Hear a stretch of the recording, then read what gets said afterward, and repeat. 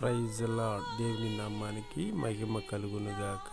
ఈరోజు యేసు దీవెన కృప ప్రార్థన మందిరమందు ఒక మంచి మాట పరిశుద్ధ గ్రంథములో నుంచి కీర్తనలు 37:5 ఒక మంచి మాట అంటాడు. నీవు ఆయనను నమ్ముకున్నాము, ఆయన నీ కార్యములు నెరవేర్చును.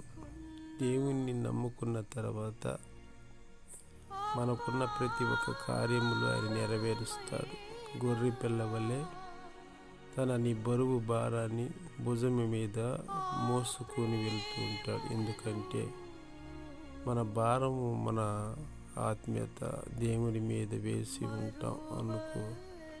అందుకు దేవుడు నమ్మదగిన వాడుగాను, ఆత్మీయ కలిగిన వాడుగాను, సావాసము కలిగిన వాడుగాను నీ పట్ల ఆయన ఘనమైన కార్యములు చేస్తూ ఉంటాడు. ఎందుకంటే ఈరోజు ఈ మాటలు వింటున్న నా ప్రియ కుమారుడా, దేవుని నమ్ముకొని ఆయన కార్యములు చూడాలంటే విశ్వాసములో సన్నగిల్లక ఆత్మీయలో సావాసములో వెదగబడేవారుగా ఉండాలని మనవి చేస్తూ ఈ కొద్ది మాటలు దేవుడు ఆత్మీయలో సావాసములో అనుకూలంగా ఆదరించి ఆశీర్వదించి దీవించి బలపరచును గాక.